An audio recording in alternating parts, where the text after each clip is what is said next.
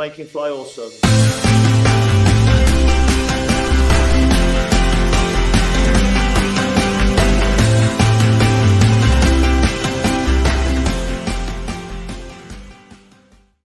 Charlotte Soccer Show. Danny Bram's in the house. How's it going, everybody? We are 1-0-1 on the season in 2024. Charlotte FC is the we, as the Crown drew in Vancouver last night. Beautiful. I don't know, not that beautiful, but a beautiful night. Beautiful night. Sucks the way that we gave up the goal, but kind of an overriding feeling of everyone when we were at the watch party. Great watch party. Tons of coverage of that all over the feeds. And when it was over, everybody that I was talking to was like, yeah, you know, we'll take the draw. We'll take the draw. We'll take the draw. It's a point on the road. We move on. But there's one person who was not happy to take the draw. There's one person who was very disappointed, I believe, with the draw, and that is the Gaffer, Dean Smith. We are bringing you a full recap show later tonight, later on this feed, later on this channel. Stay subscribed, please. Always the Charlotte Soccer Show on YouTube, because that's the best way to know when we're live, and we go live a lot. So, but before we get there, I woke up on a Sunday morning. I start reading my timeline, et cetera, and it tells me that Dino's not happy. Dino's pissed. Dino thinks the point was kind of meh. So I thought to myself, what have I not done in a few weeks that the people love to see, that seems appropriate in a time when I'm reading about some provocative quotes from the Deanster? It's Decoding the Presser, y'all. Let's bring it back. I decided to fire up the old press conference. I have not listened to this whole thing. This is the way we do this. It's all fresh. It's all kind of reactive in the moment. So I have not listened to any of this other than reading the one quote where he said the draw, we should have won in the first half. And I said, I read, we should have won in the first half. And I said, let's decode the presser. So let's decode the presser. Let's listen to Dino here for a few minutes, and I will pop in if I have any reactions. It's good times. I know Woody's on the call, so he'll probably moderate here. Let's just get going off the top with Carol Walton, and then Woody can take it from there. Hey, Dean, I know it's a long trip and you had a chance, but to come away with a point, feeling pretty good? No, I'm a bit disappointed, to be honest, because I felt that we should have won the game in the first half. I thought we could have taken the game away from Vancouver. I thought we were good for probably 35 minutes of that first half. You know, scored a good goal, had a penalty taken away from us as well for some reason. And, yeah, I thought we were the better team by far the first half. So I thought it became a little bit scrappy in the second half. Yeah, disappointed with the goal we conceded. We didn't track the runner, but the lad's not even had a shot. He's tried to pass it square, and it squirmed in underneath Callie. So yeah, just disappointed really with the goals. You know, and the ouch moment for Ryan Raposo. He celebrated as if he thought he was trying to score there, but great call by Dean. Accidental goal from Vancouver. First question right out the gate. Dean, are you happy? No, I'm not happy. Well, there we go. Should have won in the first half. Enzo definitely should have put away. I want to see if anyone follows up on the Enzo chance, because, man, that was golden. You just got to lift it up, as Desmond once famously said on Lost. But love the little dig there at the Vancouver goal. Dino's a funny guy. And welcome to your first experience with fake with the backup MLS refs. I won't call them fake. They are doing the job. But the scab refs, some might call them, hardcore unionists. I'm just going to call them the backup refs, because I didn't really think the original refs were that good in the first place. So, Dino, you just got hard done by a backup ref, and when that backup ref is replaced by a full-time ref, you're going to get hard done by again. The fact that we didn't win the game first half. He just mishit that ball? Yeah, he's tried to pull it back, and he's mishit it. And I think Callie's tried to read the cross, and it's just kind of squirmed underneath him. Yeah, it was a horrible goal to concede, that's for sure. Oh, thank you. So true. Thank you. Ridiculous. Thanks, Carol. Sam? Especially right before halftime. Brutal. Hey, Coach. So on the positive side, the Tavares goal, he becomes the third Crown Legacy FC player to come up and score, and with Andrew Privet, the fourth to really make an impact. In your short time with the team, what's the impact that you've seen of Crown Legacy on the first team? I think it's there to see on the pitch at the moment. You know, you've got young Yuri, who scored today, set up one last week as well, and has had really favourable, you know, first two games. And you got Privet, who's came through there as well, who's playing regular at the moment. You know, we've got other players as well. So yeah, really pleased that we've got players who are coming through the academy and the legacy and are helping the squad. And did Privet come up? Is this heartbreak or is this just football? The shout out. What, in terms of the game today? In terms of getting a draw instead of a win. Yeah, no, it's just football. Sometimes you have to accept that. I mean, I'm going to have to find out the VAR ruling, in the USA, whether it's the same here, because in the UK it's clear and obvious error. I've just watched it back. There's certainly no clear and obvious error. All right, thank you, Coach. Safe travels. Thank you, and you. Totally agree. No clear and obvious error there at all. I'm not shocked that the penalty was overturned, just because I've watched MLS for years and years and years. But I think if Enzo controls that ball at his feet instead of kicking it out of bounds, he might have held on to that penalty. Still think it was a penalty. Some people will say that it was rightly waved off, I'm sure, but I think people will say, well, if we were on the defense, we wouldn't want that penalty given against us. Well, we weren't on the defense, and that we should have had the penalty given to us. So if ifs and buts and all that, right? Nick. All right, thanks. Coach, what did you say to your players at halftime? At halftime, I felt like we bypassed the sixes a little bit on the ball, and we needed to. That's why I felt the last 10 minutes got away from us. I thought when we were really, on top of the game, we found the easy ball very quickly, and we seemed to slow the game down a little bit too much. So I wanted us to quicken it up a little bit again. And make sure we dealt with their set pieces and long balls. Don't give too many throw-ins away, free kicks, because that is their biggest strength. All right. And he's dead right. Obviously, they scored off of a corner kick. It was the secondary cross after a corner kick was kicked out of the box, but it was technically, related to a set piece goal. I love the idea that the biggest problem he saw last night was that we weren't moving fast enough, because that is great. I'd hate if that was Larry, he would be like, oh, well, they didn't follow the system. But Dean is like, hey, they just didn't play free enough, and that's what we want. And then what challenges did Vancouver present in the second half that were different from the first based on their changes they made? Yeah, they went a little bit more direct on the ball, kept it between their three centre-halves, built up with a 4 at times, and I just didn't feel we dealt well enough with their longer balls. We lost too many first headers and made a couple of individual mistakes, but we didn't suffer too many big chances against us again. Patrick's had a really good one at the end with a header where he probably feel he could have done better. But I just felt that we got scrappy and the game became scrappy in the second half, where we had control in the first. Thanks, Coach.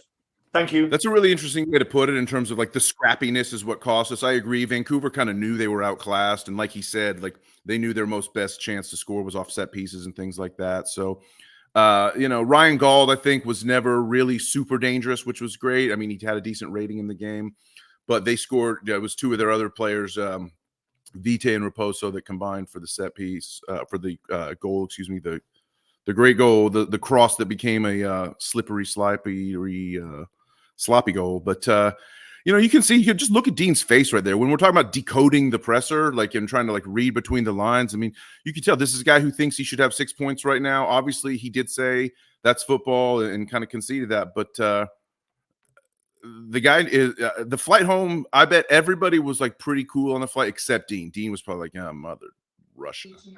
All right, we'll go over to Bridget. Hi, Coach. How are you doing? I'm good, thank you. Yourself? I'm doing well, thank you. So what did you think about the call where on the foul where Ash got the penalty? What do you think about that call? What, where Ashley got a yellow card? Yes, sir. The yellow card, yes, sir. I was actually asking the fourth official why he got the yellow card, because the referee hadn't even blown up for the foul.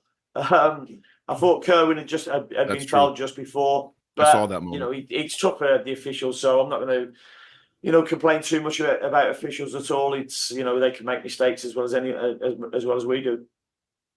And one more thing, the second half, the momentum seemed to be against us. What do you think we could do better going forward?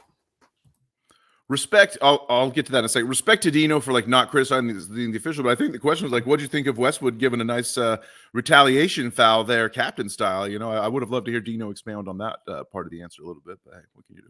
I think I just our decision making on the ball.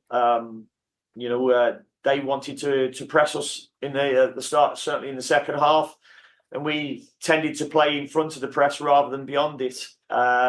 We've spoken about that. The players have got to become better decision makers, and I think that's what took the momentum away from us. To be honest, we had some really good spells in the second half, but not as much control as we had in the first half.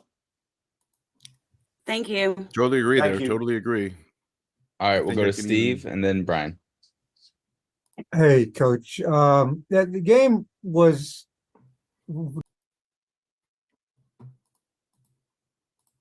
Stevie Goldberg. Just wanted to show real quick here. a lot of the Before we get to the thing real quick, just a quick graphic assist to show that the numbers back up exactly what Dino's saying. If you look, this is called the momentum graph. You can see the blue is us, the green is Vancouver, and we had all the momentum up until about the last 30 minutes or so, and then it was bad times. But let's see what Steve Goldberg has to crosses, say. not too many finding their mark on things like that, and it seems like an early season game where teams, just the magic didn't quite hit. Did it come across that way to you as well? This is still like another step in the progress. Yeah, big time. I thought we lacked a little bit of quality in the final third at times with our crossing. But we've had some big chances in the game. I said before with Patrick, a header, and I think if Enzo goes and scores the big chance to make it 2-0, I think we'd probably go and win 3 or 4 in the game. But it wasn't to be, and it was. I think it was a game littered with errors in the end. After that moment, after that first 30 minutes of control. And there was too many errors from both teams. Yeah, I mean it was a good save by the keeper on Enzo too. Going. Yeah, I would say I got to agree with Dino. There are too many errors, and it's kind of we did hold on to get the win against NYC in week 1, but it's nice. But if you're looking at the two things that kind of danger sign of the theme of the first 2 matches, you would have to say that we've started out hot. We've come really hot out of the gate in both matches, and then kind of faded as we go. We did hold on for the win against New York, and we didn't concede the second against Vancouver. We're not like our defense; it tightens up in the second, but our offense kind of runs out of steam a little bit early in matches. Thrown like he did there. At least Dean recognizes. Could have been another result on that, but Enzo, just his thinking, his dummy to let that ball go through to Yuri. Was brilliant. It was really good. And good finish things from like Yuri that. He's putting a great shift. He's working hard. Steve's better than I am at talking creating over stuff, Dino. but That's great. it's like at some point, hopefully that spigot will just open up for him, and the goals will start to flow. Yeah, they will, and I have no problem. It's like I said about Kerwin last week. Bad players don't get chances, and he's getting chances. He didn't. He works extremely hard without many chances last week, but he's worked hard today again, but had a chance as well. And he'll start taking them as they come. And he's won a penalty for us that got taken away by VAR. No, Kerwin. I love that he harps and goes back to the exceptionally penalty. busy You can tell Dean Smith won that penalty. And so much was going down that right channel. Was that by design, or was that just what they were giving you and what you all were able to find? Yeah, no, it was by design. We wanted to play our wide players high and wide, with them playing a narrow 3. And I felt their right-sided centre back. He kind of he pushed out a little bit further than the left side, so it gave us a lot of opportunity to get the ball to Kerwin. And I thought we caused them real big problems down that side in the first half. And just to follow back on what Bridget had asked about the yellow card, did you get an answer as to whether it was for the foul or for discussion of the foul afterwards? It wasn't certainly for a discussion, but it must have been for a foul that he didn't give. Oh, If you okay. can understand that, I can't. No, actually, I still can't. No. Things like that. Well, thanks. Safe travels home. Thank you. All right, Brian. I love how Dino's not going to criticize the refs. He's just going to laugh about the decisions that the refs make sometimes, which sometimes is the only way you can handle these kind of things. But that's very well done by Dino. Brian? Sorry You're on about mute. that. Hey, Dean. So in the midweek, you mentioned that you kind of compared the travel across the country to the 5-hour bus ride back in England. How did that compare now that you've actually gone through the travel experience, the 5-hour plane ride versus the 5-hour bus ride?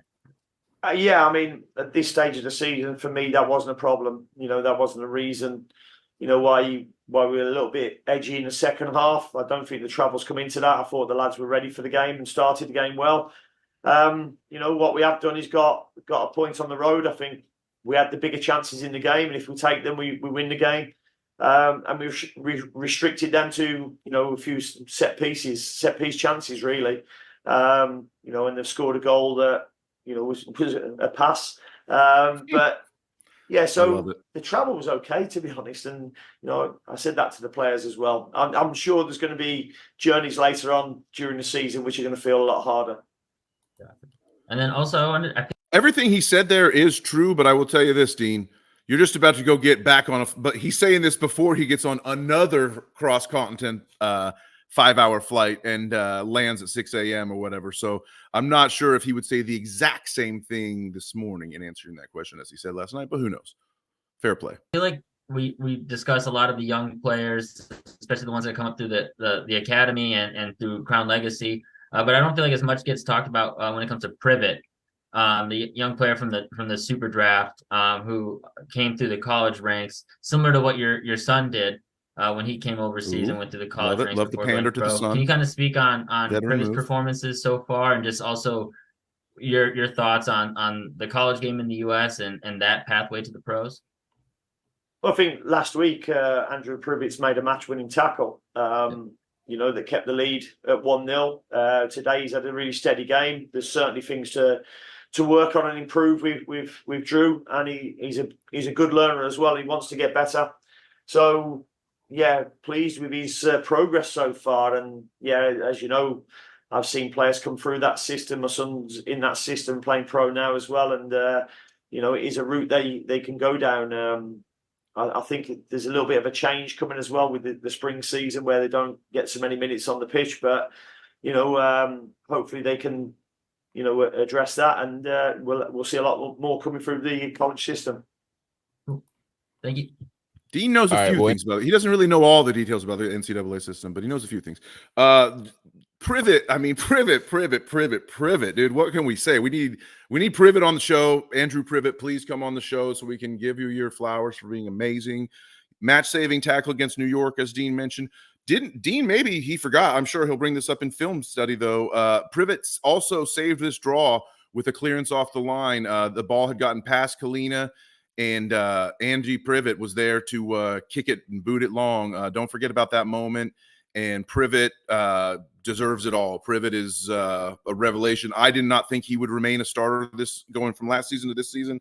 And please come on the show, Andrew, and box my ears a little bit and show me how wrong I was, please. And it was Sam. Coach, one follow-up. You didn't want to blame the refs here, and I'm not asking for a well-planned lie. But I do want to know, do you think that the lockout and the replacement refs have affected the quality of officiating in MLS for the past 2 weeks? Be careful, Dean. I've got nothing to compare to be honest, because I've not coached here with the MLS referees. But what I can say, it's a hard job, and I thought the officials we've had for the first 2 games have been okay. There's not been anything what stood out to me that it would scare me about the standard of it.